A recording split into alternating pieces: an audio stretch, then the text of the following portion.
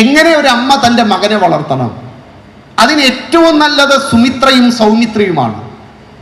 സൗമിത്രി വനവാസത്തിന് പോകുമ്പോൾ 25 വയസ്സ്. ഭാര്യാസുഖം അനുഭവിച്ചിട്ടില്ല. കാരണം ചെറിയ പ്രായത്തിൽ വിവാഹം കഴിച്ചതുകൊണ്ട് 12 കൊല്ലം ചേട്ടനെ പോലെ ഊർമിളയോടൊപ്പം ജീവിച്ചവന. പക്ഷെ രാമൻ തന്നെ ശൂർപ്പണഖയുടെ മുന്നിൽ വെച്ച് പറഞ്ഞിട്ടുണ്ട്, എൻ്റെ അനുജനെ കണ്ടോ, ഭാര്യാസുഖം അറിഞ്ഞിട്ടില്ല. അങ്ങനെയുള്ള തൻ്റെ മകൻ കാട്ടിൽ പോകുന്നു. അമ്മ തൻ്റെ മകനെ ചേർത്തു പിടിച്ചു പറയുന്ന ആ വാക്ക് നമുക്കറിയാം. രാമം ദശരഥം വിദ്ധി മാം വിദ്ധി ജനകാത്മജാം അയോധ്യ അടവിൻ വിദ്ധി ഗച്ഛതാത യഥാസുഖം. അങ്ങനെ പോയി തിരിച്ചുവാ എൻ്റെ മകൻ. ഈ ഉപദേശം ഒന്നുകൂടി വർത്തമാനകാലത്തിനനുസരിച്ച് മനസ്സിലാക്കണം. രാമായണത്തിലെ പ്രസിദ്ധ ശ്ലോകം എന്ന് നമ്മൾ ഉച്ചത്തിൽ പറയുന്ന ആ ശ്ലോകം, ആ ശ്ലോകത്തിൽ രാമം ദശരഥം വിദ്ധി, രാമനെ ദശരഥൻ എന്നറിയണം. മാം അമ്മ, ഞാൻ, വിദ്ധി ജനകാത്മജ. എന്താ സീത എന്ന് പറയാഞ്ഞേ? ജനകന്റെ പുത്രി ജാനകി ഉണ്ടല്ലോ, ഞാൻ തന്നെയാ.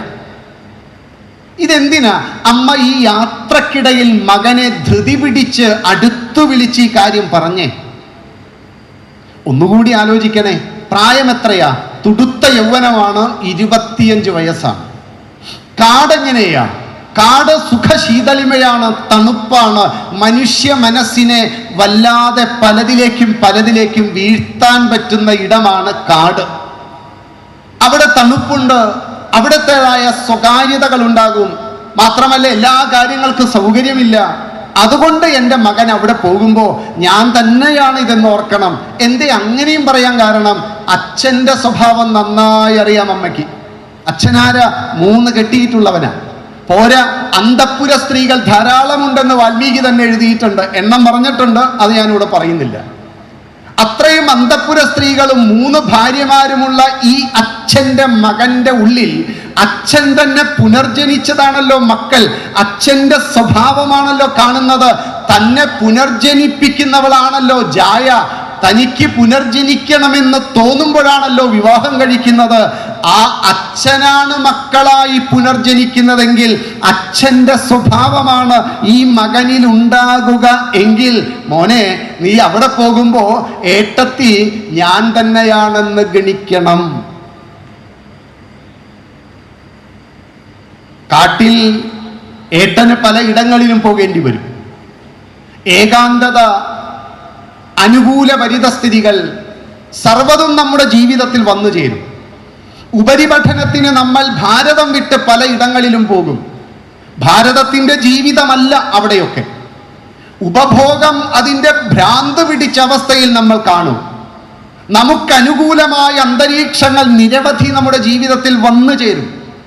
അത്തരം സന്ദർഭങ്ങളിൽ മാം വിദ്ധി ജനകാത്മജാം എന്ന ആ വാക്ക്, ആ മൃതസഞ്ജീവനി മന്ത്രം, ആർഷ സംസ്കൃതിയുടെ നമ്മളുടെ മൂല്യാധിഷ്ഠിത വിദ്യാഭ്യാസത്തിൻ്റെ ആ മന്ത്രവിപ്ലവം, ആ വിപ്ലവം മനസ്സിലുണ്ടാകണം. അതാണ് മാം വിദ്ധി ജനകാത്മജാം. അമ്മ മകനെ ഉപദേശിച്ചു, നമ്മളും ഉപദേശിച്ചു. നമ്മൾ ഉപദേശിക്കുന്നത് നമ്മുടെ മക്കൾ ചെയ്യുന്നുണ്ടോ? ഈ അമ്മ ഉപദേശിച്ചത് ഈ മകൻ ചെയ്തോ? ഒന്ന് ചേർത്ത് വെച്ച് വായിക്കണ്ടേ നമ്മൾ? അങ്ങനെ വായിക്കുമ്പോൾ നമ്മളെ അത്ഭുതപ്പെടുത്തുന്ന ഒരു കാര്യം അവിടെയുണ്ട്. ആ കാര്യം, അമ്മ തൻ്റെ മകനെ ഉപദേശിച്ചിട്ട് ഈ മകൻ എന്ത് ചെയ്തു അതറിയാൻ കിഷ്കിന്ധാകാന്ഡത്തിൻ്റെ ആരംഭത്തിലേക്ക് യാത്ര ചെയ്യണം. കിഷ്കിന്ധാകാന്ഡത്തിൻ്റെ ആരംഭത്തിൽ സീതാദേവിയെ അന്വേഷിച്ചുകൊണ്ട് പമ്പാസരസിന്റെ വശത്തുകൂടെ പോകുന്ന രാമലക്ഷ്മണന്മാരെ ഋഷ്യമുഖാചലത്തിന്റെ ഏറ്റവും മുകളിലിരുന്ന് സുഗ്രീവൻ കാണുന്നുണ്ട്.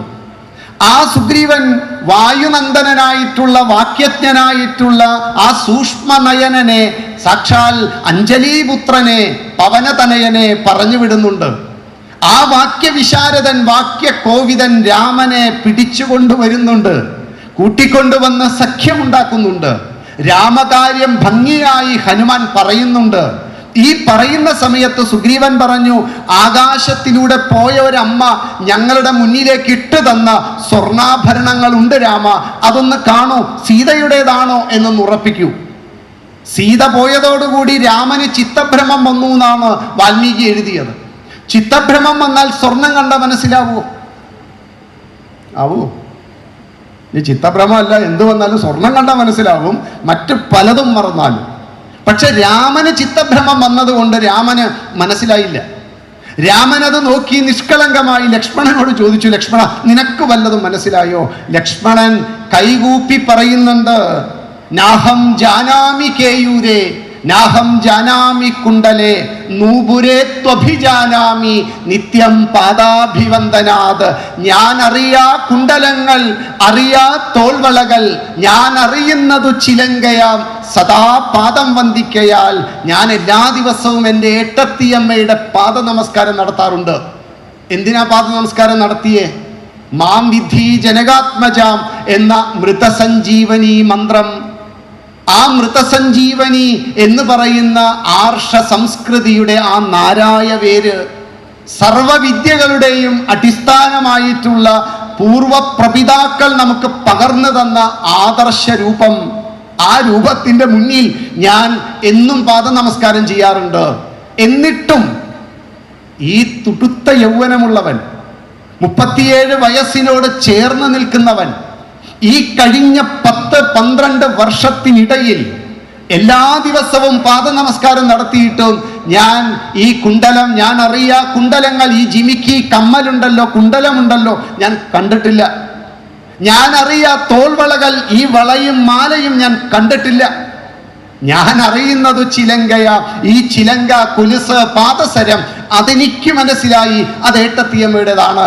അതുമാത്രമേ ഞാൻ കണ്ടിട്ടുള്ളൂ എന്ന് പറഞ്ഞ തുടുത്ത യൗവനമുള്ള സൗമിത്രിയുടെ മൂല്യാധിഷ്ഠിത വിദ്യാഭ്യാസം. എങ്ങനെയാ സുമിത്ര ഈ സൗമിത്രിയെ വളർത്തിയിട്ടുണ്ടാവുക? നമ്മൾ എങ്ങനെയാ നമ്മുടെ മക്കളെ വളർത്തുന്നേ? നമ്മുടെ മകൻ ഈ ലോകത്തിന്റെ ഏത് അനുകൂലാന്തരീക്ഷത്തിലും പ്രലോഭനങ്ങളുടെയും വഴിതെറ്റലിൻ്റെയും ഒക്കെ അന്തരീക്ഷത്തിൽ പോകുമ്പോൾ നമുക്ക് ഉച്ചത്തിൽ പറയാൻ പറ്റുമോ, സൗമിത്രി എങ്ങനെ വളർത്തിയോ, സൗമിത്രിയെ എങ്ങനെ വളർത്തിയോ അതുപോലെ വളർത്താൻ നമ്മളും പഠിക്കണ്ടേ? രാമായണം നമ്മളെ പഠിപ്പിക്കുന്നത് എന്താ രാമായണത്തിന്റെ ഉദ്ദേശം? ഒരൊറ്റ കാര്യം കൂടി പറഞ്ഞ് അവസാനിപ്പിക്കട്ടെ. രാമായണം ശ്രീരാമചന്ദ്രൻ മൂല്യങ്ങളുടെ വിളനിലമാണ് എന്നും രാവണൻ ധാരാളം കഴിവുകളുടെ, സ്കില്ലുകളുടെ പ്രതിരൂപമാണ് എന്നും പഠിപ്പിക്കുന്നുണ്ട്. ഹനുമാൻ ആദ്യമായി രാവണനെ കാണുന്നുണ്ട് പൂർണ്ണമായ വെളിച്ചത്തിൽ, അല്ലാതെ 2 പ്രാവശ്യം കാണുന്നുണ്ട്. അഴകിയ രാവണനെ മരത്തിന്റെ മുകളിൽ ഇരുന്നാണ് കാണുന്നത്, ഉറങ്ങുന്ന രാവണനെയും കാണുന്നുണ്ട്. പക്ഷെ വെളിച്ചത്തിൽ, പകലിന്റെ വെളിച്ചത്തിൽ വ്യക്തമായി കാണുന്ന ഭാഗമുണ്ട്. ആ ഭാഗത്ത് ഇരു കയ്യും കൂപ്പി ഹനുമാൻ രാവണനെ ഭജിക്കുന്ന, പ്രാർത്ഥിക്കുന്ന, തൊഴുന്ന ഒരു ഭാഗം വാൽമീകി വർണ്ണിക്കുന്നുണ്ട്. ആ വർണ്ണിക്കുന്ന ഭാഗത്ത് ഹനുമാൻ രാവണനെ കണ്ട് തൊഴുതു പറയുന്ന ഒരു വാക്കുണ്ട്, അഹോ രൂപം അഹോ ധൈര്യം അഹോ സത്വമഹോദ്യുതി അഹോ രാക്ഷസരാജസ്യ സർവലക്ഷണയുക്ത. ആരാ പറഞ്ഞേ? ഹനുമാൻ. ആരെ കുറിച്ചാ പറഞ്ഞേ? രാവണനെ കുറിച്ച്. എന്താ പറഞ്ഞേ? അഹോ രൂപം, എന്തൊരു രൂപം, എന്തൊരു തേജസ്, എന്തൊരു ഓജസ്, എന്തൊരു ഭംഗി, എന്തൊരു കാന്തിമാൻ, എന്തൊരു ഭംഗിയാ കാണാൻ. അഹോ ധൈര്യം, എന്തൊരു ധൈര്യമാണ്. 14 ലോകവും രാവണൻ എന്ന് പറയുന്ന നാമം ശ്രവിക്കുന്ന മാത്രയിൽ പ്രകമ്പനം കൊള്ളും. അഹോ സത്വം അഹോദ്യുതി അഹോ രാക്ഷസരാജസ്യ, ഈ രാക്ഷസരാജാവ് എന്തൊരു കേമൻ, സർവലക്ഷണയുക്ത. ഈ ഹനുമാൻ ഇതിനു മുൻപ് ആരുടെ കൂടെയായിരുന്നു? രാമനോടൊപ്പം. രാമനെ കണ്ട് രാമന്റെ കൂടെ ഇരുന്ന് രാമനോടൊപ്പം കഴിച്ച് രാമനോടൊപ്പം ചിരിച്ച് രാമനോട് സംസാരിച്ചിരുന്ന ഈ ഹനുമാൻ ഇപ്പൊ കാലുമാറി. സർവലക്ഷണം തികഞ്ഞ ഒരു പുരുഷനെ ഞാൻ ഇതുവരെ കണ്ടിട്ടില്ലെന്ന് എന്ന് പറഞ്ഞ എന്താ അർത്ഥം? രാമനേക്കാളും കേമനാണ് രാവണൻ എന്നല്ലേ? രാവണന്റെ കഴിവ് നിസ്സാരമല്ല. രാവണൻ തന്നെ സീതയുടെ മുന്നിൽ പറയുന്നുണ്ട്, എൻ്റെ കഴിവുകൾ ഞാനൊന്ന് പറയുന്നതെങ്കിലും കേട്ടിട്ട് നീ എന്നോടൊന്ന് ചേർന്നിരുന്ന് എൻ്റെ അന്തഃപുരത്തിൽ അന്തിയുറങ്ങാൻ ഒന്ന് വാ എന്ന് വിളിക്കുന്നുണ്ട്. മകന്റെ വീര്യം പറയുന്നുണ്ട്. അങ്ങ് അമരാവതിയുടെ ഇടനാഴിയിലൂടെ എൻ്റെ മകൻ ഇന്ദ്രജിത്ത് ഇന്ദ്രനെ വലിച്ചിഴച്ചു കൊണ്ടുപോന്നപ്പോൾ ബ്രഹ്മദേവൻ കൽപ്പിച്ചു കൊടുത്ത വാക്ക ഇന്ദ്രജിത്ത്, എൻ്റെ മകനാണവൻ. മകന്റെ വീര്യവും പറഞ്ഞിട്ടാണ് സീതയെ തന്നിലേക്ക് ആകർഷിപ്പിക്കാൻ ശ്രമിക്കുന്നത്. ഇതൊക്കെ കേട്ട് ആ കുലസ്ത്രീ തൻ്റെ മുന്നിൽ നിന്ന് പ്രലോഭിപ്പിക്കാൻ ശ്രമിക്കുന്ന പുരുഷന്റെ മുഖത്തേക്ക് നോക്കുന്നില്ല. നോ പറയേണ്ടിടത്ത് നോ പറയാനുള്ളൊരു കഴിവുണ്ട് സീതയ്ക്ക്. അനുകൂലമായ ഒരു അന്തരീക്ഷവും രാവണന് കൊടുക്കുന്നില്ല. തൻ്റെ മുടിയെല്ലാം അഴിച്ചിട്ട് തൻ്റെ നഗ്നദേഹം പരപുരുഷൻ കാണാതിരിക്കാൻ തൻ്റെ ഇരു തുടകൾക്കും ഇടയിലേക്ക് തൻ്റെ ശിരസ് താഴ്ത്തിവെച്ച് കൈകൊണ്ട് കാലുകൾ പിണച്ചു വെച്ച് ആ അമ്മ താഴേക്ക് നോക്കി രാവണന്റെ മുഖത്തേക്ക് നോക്കാതിരുന്നപ്പോൾ രാമനെ കുറ്റം പറയുന്നുണ്ട്. കാട്ടിൽ അലഞ്ഞു തിരിഞ്ഞ് നടക്കുന്ന ആ മെലിഞ്ഞുണങ്ങിയ കാഷായ വസ്ത്രധാരിയെ നീ മറന്നുകള. അവനുമായി രമിച്ചാൽ നിനക്ക് എന്ത് സുഖമാണ് ഉണ്ടാകുന്നത്? സർവസുഖങ്ങളുടെയും ആലയമാണ് എൻ്റെ അന്തഃപുരം, അവിടേക്ക് വരൂ എന്ന് പറയുമ്പോൾ, രാമനെ കുറ്റം പറയുമ്പോൾ, ആ സാധ്വീരത്നം ഇരുന്ന ഇരിപ്പിൽ നിന്നൊരു പുൽനാമ്പ് നുള്ളിയെടുത്ത് അത് രണ്ടായി കീറി രാവണന്റെ മുഖത്തേക്കിട്ട് സീത പറയുന്നുണ്ട്, നീ എനിക്ക് വെറും പുല്ലാടാ എന്ന്. ലോകം വിറപ്പിച്ച രാവണൻ ഭാരതത്തിലെ ഒരു സ്ത്രീരത്നത്തിന്റെ മുന്നിൽ ഇളിഭ്യനായി. അഴകിയ രാവണൻ ഇളിഭ്യനാകുന്ന സമയത്ത് സീത രാവണനോട് പറയുന്നുണ്ട്, സവിതൃകുലതിലകൻ അതീവ ഭീത്യാ ഭവാൻ, സന്യാസിയായി വന്നിരുവരും കാണാതെ എൻ്റെ ഭർത്താവ് അവിടെ ഇല്ലാത്ത സമയം നോക്കി ഒരു സന്യാസിയുടെ വേഷവും കെട്ടി എന്നെ കട്ടുകൊണ്ട് വന്നിട്ട് ആണത്തം വിളമ്പുന്നോടാ നീയാണോടാ പുരുഷൻ എന്ന് ചോദിക്കാൻ കെൽപ്പ് കാണിച്ചമ്മയാ സീത. ജഡായുവിന്റെ ഭാഷ കടമെടുത്ത് സീത പറയും, തിഷ്ടാഗ്രേ മമ സ്വാമിതൻ പത്നിയെയും കട്ടുകൊണ്ട് എവിടേക്ക് പോകുന്നു മൂഢാത്മാവേ? അധ്വരത്തിങ്കൽ ചെന്ന് ഹോമം കൊണ്ട് പുണ്യമായ പുരോടാശം ഒരു ശുനകൻ കട്ടുകൊണ്ടു പോകുന്നത് പോലെ. എടാ നായെ, നീ എന്നെ കട്ടുകൊണ്ട് വന്നതല്ലടാ. യജ്ഞവേദിയിലേക്ക് നായ്ക്കൾക്ക് പ്രവേശനമില്ല. ആ യജ്ഞകുണ്ഡത്തിൽ യജമാനൻ ഹോമദ്രവ്യങ്ങൾ അർപ്പിക്കുന്ന സമയത്ത് പുകവന്ന യജമാനന്റെ കണ്ണു മൂടുമ്പോൾ ഒളിച്ചു നിന്ന ശ്വാനൻ, ആ നായ ഓടി വന്ന് ഈ പുരോടാശം, ഈ പൂജാദ്രവ്യം എടുത്തുകൊണ്ട് ഓടുന്നത് പോലെ നീ എന്നെ കട്ടുകൊണ്ട് വന്നതല്ലടാ നായേ എന്ന് ചോദിക്കാൻ ഒരു മടിയുമില്ല സീതയ്ക്ക്. ചുറ്റുപാടും ഊരിപ്പിടിച്ച